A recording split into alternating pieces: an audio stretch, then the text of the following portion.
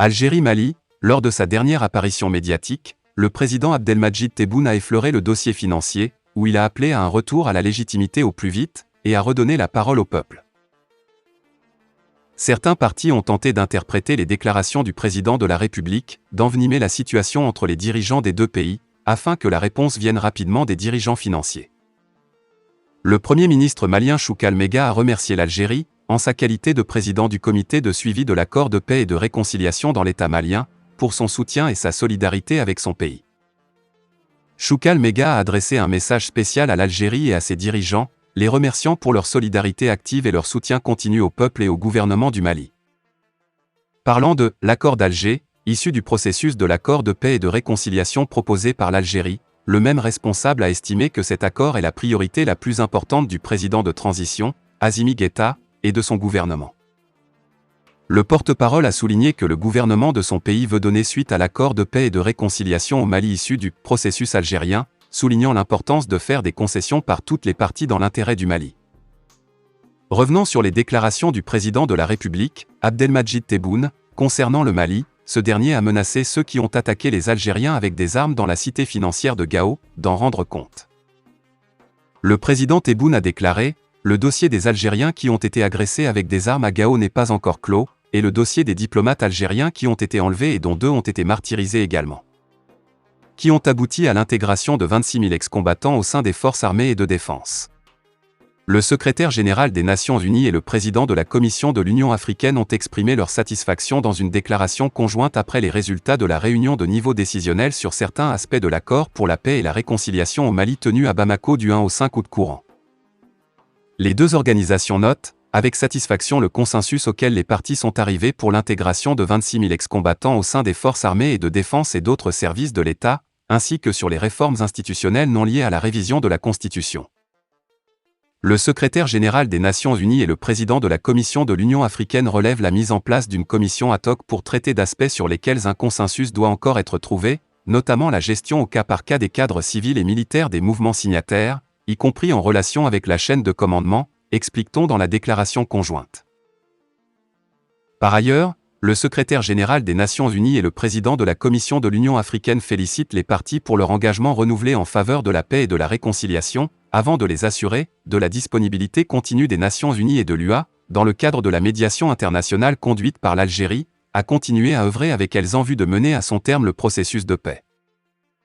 En effet, le gouvernement malien de transition et les mouvements signataires de l'accord pour la paix et la réconciliation, APR, issus du processus d'Alger, sont convenus, vendredi, à l'issue d'une réunion de niveau décisionnel sur la répartition du quota global pour l'intégration de 26 000 ex-combattants dans les corps constitués de l'État, dans les forces armées et de sécurité, ainsi que sur la gestion au cas par cas des hauts cadres civils et militaires des mouvements signataires.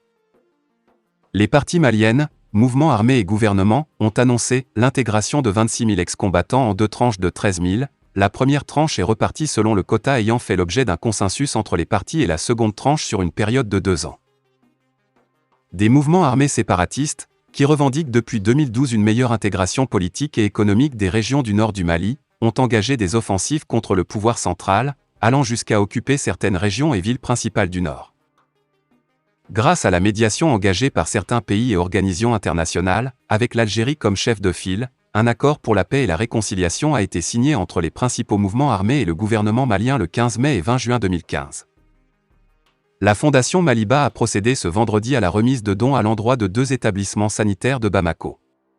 La clinique périnatale Mohamed VI et l'hôpital du district en commune 4, 2 hôpitaux fraîchement inaugurés, qui ont reçu 1000 draps de lit, 100 cartons de masques de protection, 100 cartons de gel hydroalcoolique, 100 cartons savon liquide, 100 cartons d'eau de javel. Par ce geste, le président de la Fondation Maliba se veut solidaire des efforts consentis par le gouvernement pour la réduction de la souffrance des Maliens.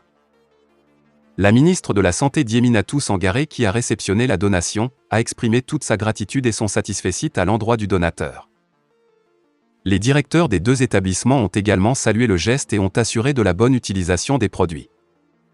L'association de Meso, en partenariat avec l'Union européenne et le ministère de la Justice et des Droits de l'Homme, a organisé, le lundi 25 juillet 2022, au tribunal de la commune 6 de Bamako, la cérémonie d'inauguration des bureaux d'assistance juridique et judiciaire du tribunal de grande instance de la commune 6 de Bamako et des tribunaux administratifs et du commerce de Mopti, des vestibules de droit dans les communes de Nampala, Diabali, Fangasso, Dia, Ombori et Andiagana. Ladite cérémonie était présidée par le représentant du ministre de la Justice et des Droits de l'Homme, Dr Boubacar Sidiki Diarra, en présence du coordinateur national de l'association de Mezo, Ibrahima Koressi, du chef de la section politique de la délégation de l'Union européenne au Mali, Salvador Pinto da França et d'autres personnalités. Après les mots de bienvenue du représentant du maire de la commune 6 du district de Bamako, le directeur national de l'administration de la justice, DNAJ, Djibriya Maïga, a fait savoir que la réalisation de ces infrastructures participe à l'atteinte de certains objectifs de la loi d'orientation et de programmation du secteur de la justice. Avant d'ajouter que l'accès des populations au droit et à la justice, la lutte contre l'impunité au Mali mérite une mobilisation de tous les acteurs. Après l'implantation et l'animation de 34 bureaux d'assistance juridique et judiciaire dans certaines juridictions et de 17 vestibules de droit au niveau des communes, l'association DEMSO offre aux justiciables 2 nouveaux badges et 6 nouveaux vestibules de droit, a-t-il dit enfin. Il a remercié l'association DEMSO et l'Union européenne pour leur engagement en faveur d'une justice malienne accessible, performante, crédible et redevable. À sa suite, le coordinateur national de l'association de Mezo, Ibrahima Koressi, a indiqué que dans la dynamique de renforcement de ses interventions et de son engagement contre l'impunité, DEMSO a initié, avec l'appui technique et financier de l'Union européenne, le projet d'appui à l'accès des populations au droit et à la justice pour renforcer la lutte contre l'impunité au centre du Mali, PARAJUE. Il a précisé que le dit projet a une durée de 18 mois. Selon lui, le projet PARAJUE vise à contribuer à l'accès adéquat des populations au droit et à la justice dans les régions du centre du Mali, régions de Ségou et Mopti, affectées par la crise sécuritaire. La présente cérémonie d'inauguration de l'ensemble des infrastructures réalisées par le projet PARAJUE est pleine de signification, car elle marque un pas important vers la réalisation de notre vision et notre mission, à savoir construire une société libre, juste et démocratique en faisant sortir le droit des villes vers les campagnes. Ainsi, nous pensons apporter notre modeste contribution à la consolidation de l'état de droit et la lutte contre l'impunité au Mali, a-t-il conclu. Quant au chef de la section politique de la délégation de l'Union européenne au Mali, Salvador Pinto da França, des réalisations concrètes ont été faites dans le cadre du PARAJUE, dont la formation des parajuristes. Selon lui, une bonne justice est nécessaire à la cohésion. Pour sa part, le représentant du ministre de la Justice et des Droits de l'Homme, Dr Boubacar Sidiki Diarra, s'est réjoui de la réalisation des infrastructures d'accès des justiciables au droit et à la justice au Mali. Il s'agit de l'ouverture solennelle de 2 bureaux d'assistance juridique et judiciaire, dont un au niveau des tribunaux administratifs et commerciaux de Mopti et l'autre au tribunal de grande instance de la commune 6 de Bamako, des 6 vestibules de droit dans les communes de Nampala, Diabali, Fangasso, Dia, Ombori et Andiagana. Ces infrastructures d'une valeur totale de 183 865 FCFA ont été construites et équipées dans le cadre de la mise en œuvre du projet d'appui à l'accès des populations au droit et à la justice pour renforcer la lutte contre l'impunité au centre du Mali, PARAJUE, de l'association DEMSO avec le soutien financier de l'Union européenne. La réalisation d'infrastructures d'amélioration de l'accès des justiciables au droit et à la justice cadre pleinement avec les priorités du gouvernement de transition résolument engagé dans lutte contre l'impunité, la corruption et la violation des droits humains dans un contexte d'insécurité, a conclu le secrétaire général du ministère de la Justice et des Droits de l'Homme. Après les différentes allocutions, la coupure du ruban symbolique du bureau d'assistance juridique et judiciaire a été faite par le représentant du ministre de la Justice. Les visites des magistrats habillés sont de plus en plus rares dans les établissements pénitentiaires, aussi bien que l'éducation surveillée. Toute chose qui met en colère le chef du département qui, à travers une note circulaire, invite les magistrats à inverser la tendance. À travers une note circulaire en date du 29 juillet 2022, le ministre de la Justice, des Droits de l'Homme, garde des Sceaux n'a pas caché les dérives des magistrats habillés. Elles vont de la rareté des visites dans les établissements pénitentiaires et de l'éducation surveillée, des cas de détention arbitraire et du non-respect du délai légal des détentions.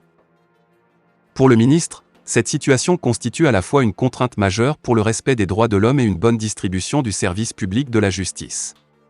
Poursuivant, le ministre dira qu'elle ne favorise pas non plus la diligence dans le traitement des dossiers et empêche une meilleure maîtrise de la situation carcérale des personnes privées de liberté.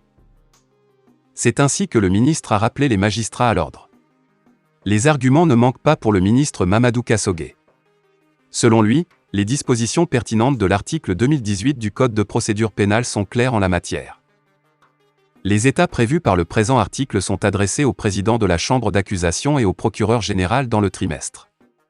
Ces dispositions habilitent le procureur général à visiter les maisons d'arrêt pour s'assurer de l'application de la loi pénale et par conséquent, des conditions de détention. Face à ces arguments susdits, le ministre instruit de prendre toutes les dispositions utiles pour la mise en œuvre de ces exigences légales qui participent pour lui au respect de l'obligation de diligence qui incombe aux magistrats dans le traitement des dossiers dans un délai raisonnable. Il ne reste qu'à espérer que l'instruction du ministre fasse un écho favorable pour le bonheur de ceux qui purgent leur peine dans les maisons d'arrêt. Fin de la vidéo, merci pour votre attention.